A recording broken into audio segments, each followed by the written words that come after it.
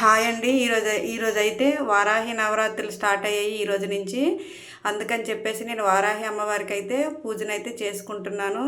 నేనైతే పూజా రూమ్లోనే ఫోటోనైతే పెట్టుకొని చేసుకుంటాను. వేరేగా అయితే పీఠాన్ని అయితే ఏర్పాటు చేసుకోలేదు. ఈ విధంగా వారాహి అమ్మవారి ఫోటోని తీసుకొని చక్కగా తుడుచుకొని గంధంతో కుంకుమతో బొట్లు పెట్టుకొని ఎర్రని మందార పువ్వులతో అలంకరించుకోవాలండి. అమ్మవారికి ఎర్రని మందార పువ్వులు అంటే చాలా ఇష్టము.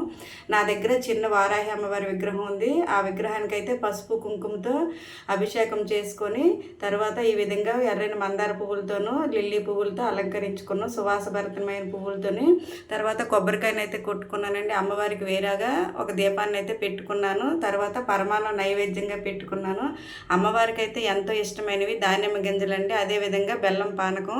ఈ 9 రోజులు కూడా అమ్మవారికి అయితే మీరు నార్మల్గా పూజ చేసుకొని అమ్మవారికి అయితే రోజు కూడా దానిమ్మ గింజలు అదే బెల్లం పానకము నైవేద్యంగా పెట్టుకుంటే చాలా మంచిదండి. ఈ విధంగా నేనైతే పూజనైతే చేసుకున్నానండి. మీరు కూడా ఈ విధంగా అమ్మవారి పూజనైతే చేసుకోండి. ఈ 9 రోజులైతే నాన్ వెజ్ అయితే తినకూడదండి.